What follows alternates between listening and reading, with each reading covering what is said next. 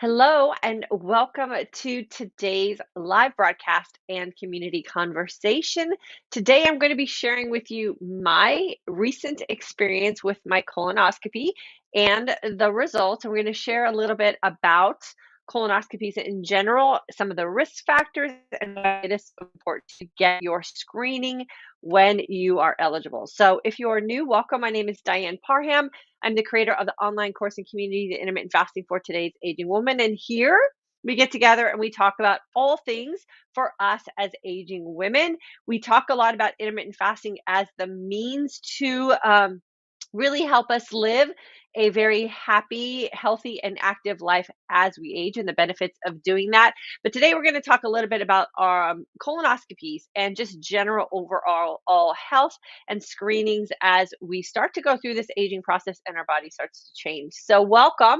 If you're joining us on YouTube, I always ask that you take a second to subscribe, like this broadcast, make sure you come back and meet us up here in our community as often as you can or you would like to. We love having you here. We love having you participate in our conversations. And if you're joining us on Facebook, please make sure you're following us there because then you'll be notified as well when we go live. And then make sure that you are set up to receive notifications as well.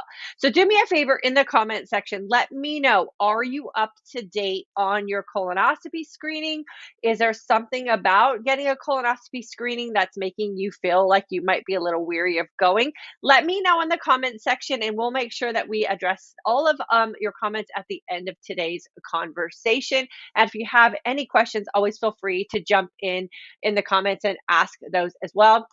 Then I'd also just really like to remind everyone that November 6th, so in about 2 weeks, we are going to be launching our final Intermittent Fasting for Today's Aging Woman course for the year 2021.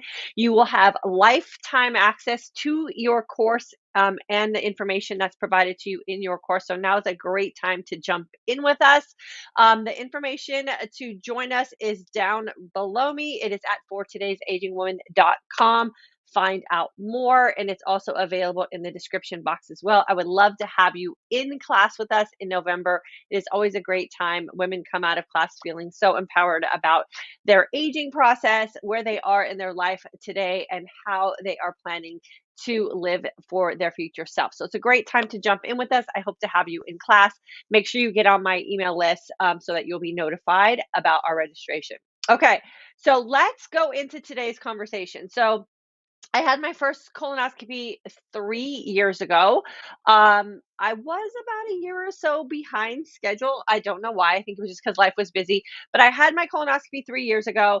I shared it in a video here on YouTube, and I talked about the process and what I did to prep for going into the procedure and how I used fasting, which we talk about here a lot, to really prepare myself for the prep process going into the colonoscopy and coming out of the colonoscopy as well.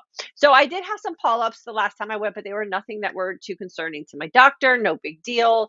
The beautiful part about going in for a colonoscopy is that if you do have something that's suspect, like a polyp, they can remove it at the time. So it's a one procedure in and out. You go for the screening, and they can also take care of anything that's there that shouldn't be. And then you kind of go about your day. So same thing happened at this time. I had a great prep process. I started kind of dwindling down on food consumption about 2 or 3 days before my colonoscopy. And then I fasted for 40 hours, just water. And then I went into my prep process. So the prep part of it was super easy again because I was just kind of preparing my body for that. I mean, when we think about what the prep for a colonoscopy is, it's just eliminating everything that's kind of stuck in your system.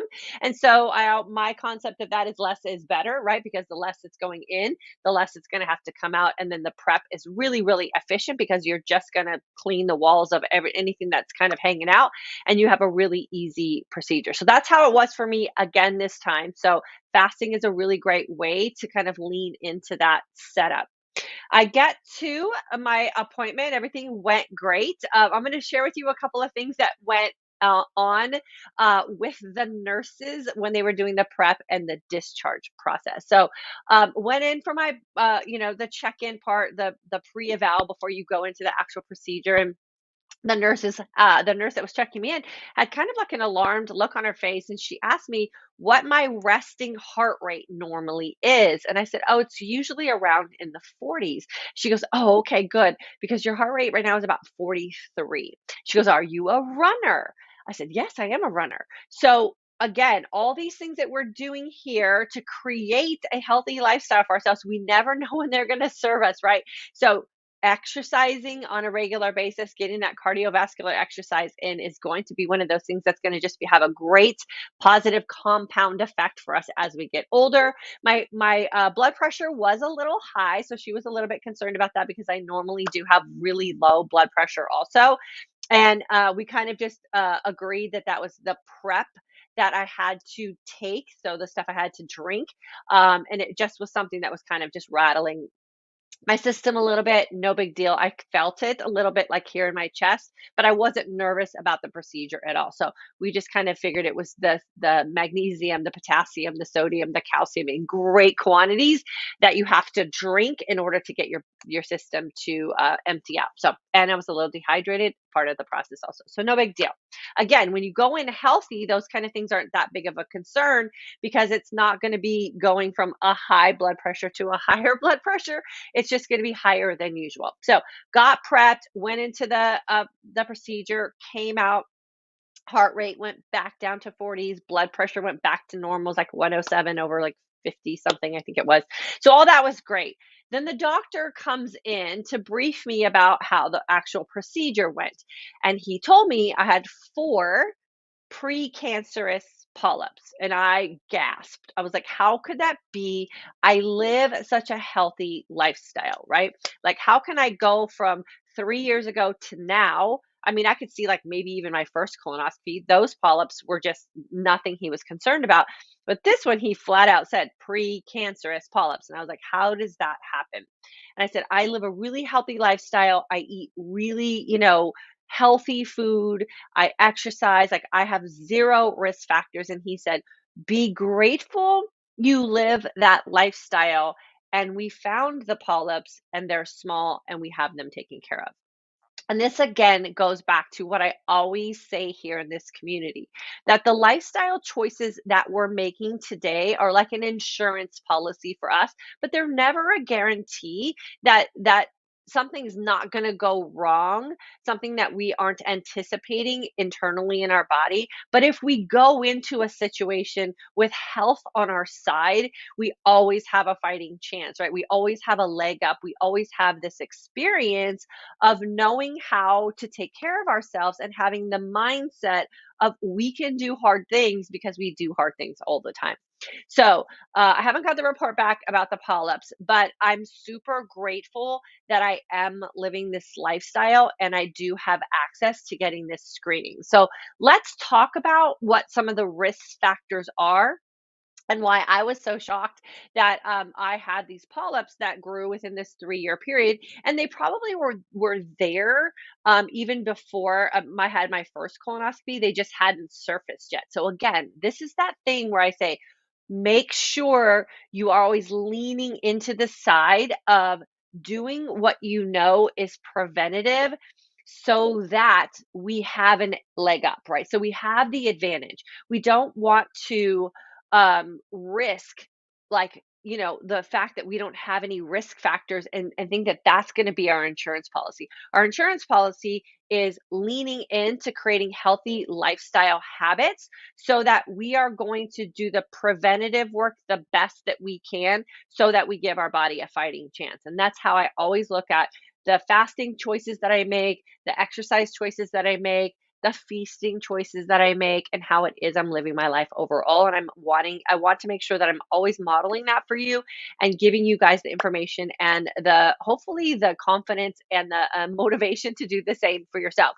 So some of the risk factors that we know about with colon cancer is family history. So I have no knowledge of my family history and associating that with colon cancer. So I didn't think that that was going to be a risk for me. Meat consumption. I am not a big meat eater, meaning eat meat every day, but I will admit, like in the last 3 years, I've actually consumed more meat than I probably ever have, just because we've been making some nutritional changes. So I'm making a mental note of that, and I'm going to make sure that I'm very aware of how often that hits my plate, right? Because maybe that is the thing for me. Maybe my body can't process that. I know I don't do well with a lot of animal protein. Maybe that's a sign and signal that my body is trying to send me that I'm the person that shouldn't eat that much meat. So I'm going to make a note of that. I'm going to be very aware of it, and I'm going to consciously know when to say no to meat products and just lean into some other choices as well as an experiment, because I'm going to go back for a colonoscopy again in 3 years. And maybe if I make that little switch in my nutrition, we'll see if it creates a different result in the next 3 years. Alcohol consumption is another one of those risk factors with colonoscopy. So make sure that you're being very honest with yourself about your alcohol consumption as well. And knowing that you do not have to, alcohol does not have to be a quote unquote problem for you for it to be considered a risk factor. So make sure, especially as our hormones are changing, especially as our bodies are changing, alcohol could become one of those things that would be a risk factor for you as an individual. And then smoking, hopefully no one here is smoking anymore, because there's other bigger risk factors for smoking as well. But just make sure that you're aware of that as well. And we know that secondhand smoking is just as bad. So be cautious of that also. So risk factors can be those things that we can be aware of, but again, they're not going to be that thing that's a guarantee. So make sure that you are just very aware of what we know the risk factors are, and do you have a check on that in your own life? The other risk factor for colon cancer is also your BMI, right? So that's your um, uh, how much belly fat you're holding on to is a big risk factor with colon cancer. So, again, one of the biggest complaints we have as women who are going through hormonal changes and in the season of menopause, and remember, menopause is a state that we live in for half of our life, is the belly fat that we accumulate because of hormone changes. We talk about that a lot here, especially when we're talking about intermittent fasting. And this is where I believe intermittent fasting is the lifestyle we should all be practicing in some way, shape, or form, right? Because it is going to be the thing that it's going to allow us to have control over the hormonal fat that our body is accumulating. Hormonal fat is generally the fat that is in the midsection for us as women. It's also an area that also increases, the risk of heart disease, also carrying around that middle area body fat. So be very aware of where and how your body is storing fat, and know how you do have the power to reduce that and have better control of that also. Having hormonal belly fat is just like an end result of a hormonal change, but it doesn't have to be the way that your body is for the rest of your life. You do have an opportunity to make some lifestyle changes that can help you eliminate that body fat by just utilizing it as your source of energy. That's what we talk about here all the time in this community. So another reason why this lifestyle that we're creating here is just going to be beneficial for us in ways we never would have thought it was. We oftentimes use intermittent fasting as a means to lose weight, but what if it is that means that could also cut some of those risk factors for something as simple as a colonoscopy, if we just mindfully practice something day in and day out, right? Nothing has to be done in extremes. You could practice intermittent fasting within that 24-hour period and still reach some really great results. So this is why I teach intermittent fasting for us as aging women specifically, because there are so many amazing benefits to us that we just don't make the connection to. I know my BMI is not one of the risk factors for me. It could just be that that's just the way my body has been designed, and that just might be something that I am going to continually have to keep an eye on, which I have no problem with to prevent anything from getting out of hand. And I will make sure that I'm definitely on track with my colonoscopy screenings as well. And hopefully you guys will also do the same thing. I will always share that here. I think sharing something like a colonoscopy experience does really give people some confidence and takes the fear away. I didn't have anyone who's really shared. My husband had a colonoscopy before me, so that was really the only experience that I had with a colonoscopy and the prep and what it entails and coming out of a colonoscopy and what you do the next day. And so I want to make sure that I'm always very open about my experiences here to hopefully give you some confidence, take away the fear, and get you to get on the phone and schedule that appointment with your doctor. It is the easiest procedure you can do, and the hidden benefit that I think a lot of people don't talk about is when you get done with your colonoscopy, your gut has just been reset. So if you're one of those people who feels like your gut biome is a little out of balance or you're having some digestive issues, man, I'll tell you what, you come out of that colonoscopy and your gut is reset and you won't want to put anything in it that's going to make it out of balance again. And so that's one of those benefits about a colonoscopy that I think no one talks about is you have a completely healed gut, and that is just a great feeling for sure.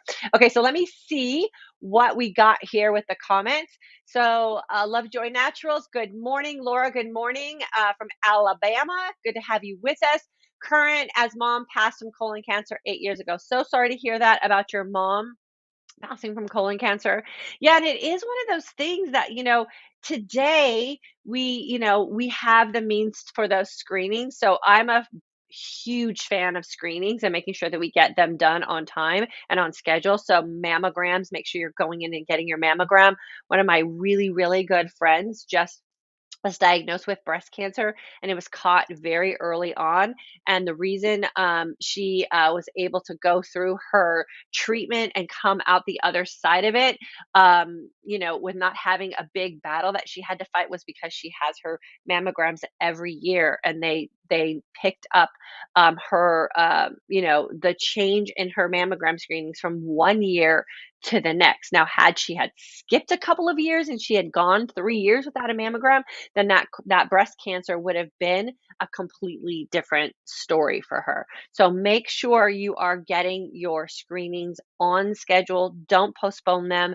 Make them a big priority for you because those screenings are meant to go from 1 year to the next or 1 year to 3 years or whatever the time frame has been designed to be. You want to make sure you're getting them on time so that you have the best opportunity to catch something early. Early detection is key for sure. So Laura, I'm so glad you're getting yours on schedule as well.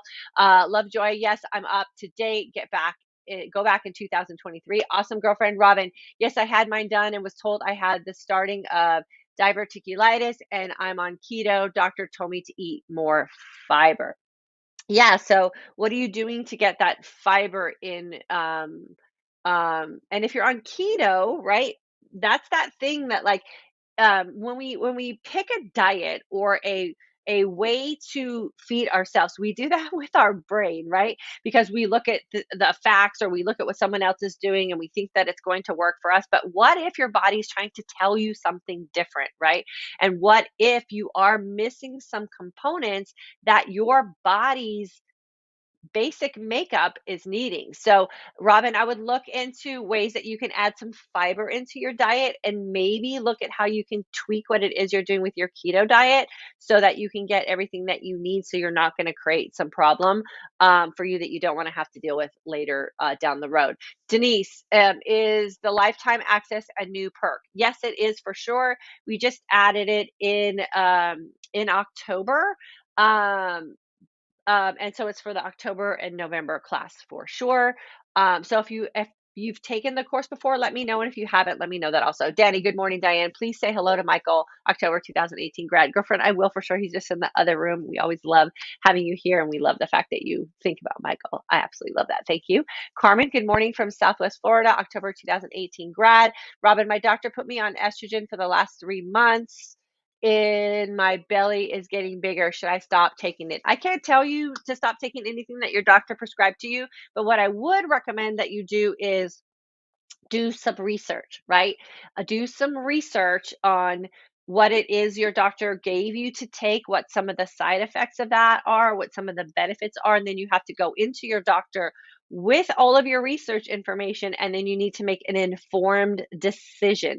You, as the patient, are always the one who has the last say in what it is you're willing to take and what it is that you do not want to take. So make sure you go into your doctor with that, and then you have to ask your doctor to take you off if you feel like it's not benefiting you in the way that you hoped that it would. And then you have to be really honest with yourself about some other choices that you're making in your life and making sure that the estrogen is in fact the thing that's creating the change in your body that you're not happy with, and it's not something else that's doing it, that you're just kind of pointing it to the estrogen. So everything is always a choice, and it's always based on the thoughts that we have in our head, and then we have to make sure that we're really clear about them, and then we're not creating conflict in our thoughts that are going to make us make a decision that we're going to regret down the road. And then Leanne, good morning. Tilney, I think it is that what it your let's see, I lost you. Tilney, two friends in stage 4 colon cancer, already lost one friend. It seems to me very prevalent. It does seem to be very prevalent, and that's the part that's really frustrating because we have screenings, right? So make sure you're getting your screenings, and then make sure, like I always say, lean into the thought of, and this is where I am, like, what if meat is something for me that could be causing a problem? I've never been a big meat eater. I've pulled back a little bit on chicken just because I don't like what chickens eat. I don't want to eat what chickens eat, so I've kind of pulled back a little bit on chicken, but and I've added some more red meat in, and of course we've added some bacon into our life. And so maybe those are things that my body just can't break down well. I don't know. My husband doesn't have the same problem. So it's oftentimes it's very personal, it's very individualized, and it's just your body makeup. So that's why I'm going to pay really close attention to it and just sub some things out and add some things in, and then just run a 3-year experiment. That's the best that we can do for sure. And then, again, for women, it is that, change of hormones. So make sure you're doing all the things to support that for yourself as well. Lisa, thank you so much for sharing this. Yeah, girlfriend, you're so welcome. Information is key, and experiences change what we do as people, right? So I think the more we share as women, um, colonoscopy screenings, mammograms, and why it's so important to get those on a regular basis, skin cancer screenings, losing weight, everything that's going on with our hormones, menopause, like all these things should be shared openly. I don't have any recollection of any woman in my family history that shared these kind of things. So I went into everything like a deer in headlights. Like, I don't even know what's happening to my body. And so I think it's really important that we share this, and then we pass this on. We have conversations with other women. A lot of times when we go through menopause and we're going through these changes and our body feels like it's falling apart, I seriously thought something was seriously wrong with me when I was transitioning from perimenopause to menopause. And I was like, oh my God, if my life is going to be like this is going to be a horrible next 50 years. And sitting here today, I don't feel that way because I made changes to accommodate my changing body. So that's the thing that we have to remember, is we have to change with our changing body, and that's a good thing. But if we don't know how to change, it can be very frustrating. So that's why we have this community here. That's why I talk so much about intermittent fasting, because it is the easiest lifestyle to implement. It's very cost effective. It's very time effective. It will help you heal the relationship with your food that you might have had in the past. It helps you understand why dieting didn't work for you. And that doesn't mean that there's anything wrong with you. It's just dieting doesn't work. And it just gives you the power to take care of yourself in your own way. So we'll keep talking about it here for sure. Leanne, thank you for sharing this. I'm having mine next Friday, getting ready now for it and getting that reset. Yeah, girlfriend, you are going to love it. And don't be afraid to go into it in that fasted state. Like, I do a really long fast and it feels so good. The only thing I was bummed out about with my fast was like right when I was feeling that deep energized sense of calm, and I felt like, oh my God, I could go days without eating. I had to drink that prep stuff, and I was like, ugh. So that was the only bummer. And then just make sure you stay super hydrated, like overhydrate. And then if you can, drink some mineralized water so that, you keep your electrolytes up or whatever. But like, yeah, don't be afraid to go into a fasted. It's really fun. And then Michelle, thanks so much for sharing your life experiences with us. Yeah, girlfriend, it's my pleasure for sure. Renee, I had a precancerous polyp at age of 28. Colin has been clear ever since. I disagree with the fat theory. Husband's aunt had colon cancer. She was very thin and trim. I think it's a hormonal response. Yeah, so remember, risk factors are just a general thing people should consider. It's never a matter of fact that that's the case. They are just saying that that's an increased risk. So again, if you're carrying a lot of belly fat, you're probably not living a very healthy life, right? And so living as healthy as you can is always the best odds. And then this is what I always say about cancer. I'm doing my absolute best with all the information that I have available to make informed choices so that I can prevent cancer from popping up in my body in any way, shape, or form. But I also know that there are some things that are out of my control. So I always carry around in my hip pocket, is what I say, my plan B, right? In case I go to the doctor and the doctor says, hey, we're hate to inform you, but you have XYZ. I also have a plan of how I'm going to handle that in the event that it happens. So there's no guarantees in life, but leaning into a healthy lifestyle is always going to create the better odd for you, for sure. Um, so yeah, hormones are a big deal for sure. Laura, grad of 2020. Good to have you with us, girlfriend. Renee, I'm 50 plus now, by the way. That's awesome, girlfriend. That they were able to catch that early and now you're clear, right? And that's the other thing. Like that's what I'm hoping for as I go through this aging season, that this is a one and done deal and then I'm going to be clear from this point forward. Sue, yes, what changes?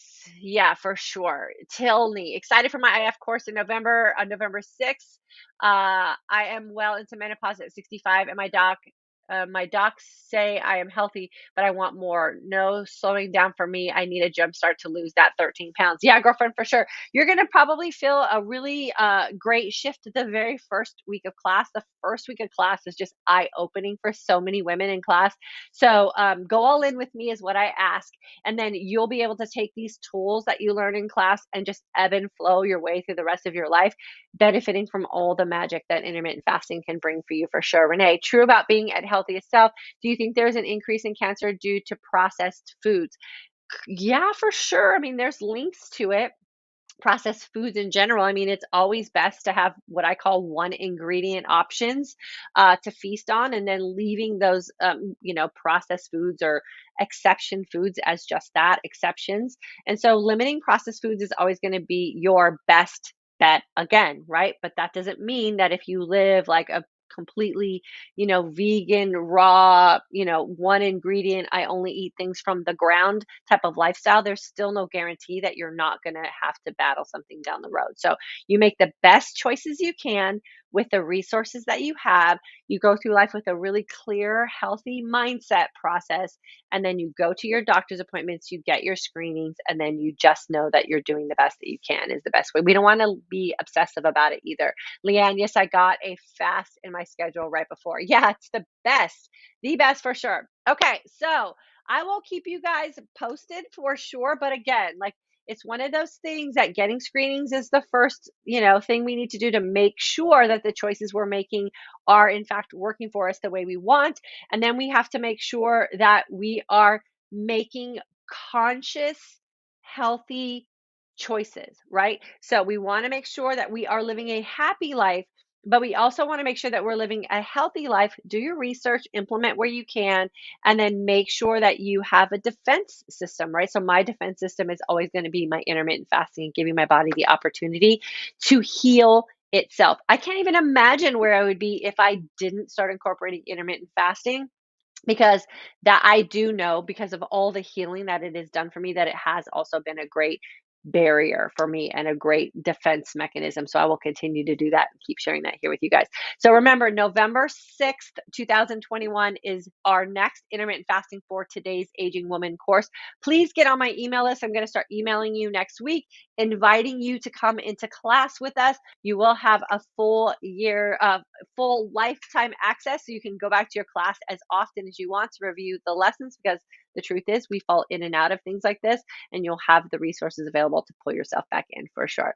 Okay, I have got to run. Thanks for hanging out with me for sure. I love you guys. I'll see you back here at Monday at 9 a.m. Central Standard Time. If there's anything that you guys want me to bring to the table and to our discussion here, always feel free to shoot me an email and I will make sure that I put it up on my list of things to talk about. Have a great day.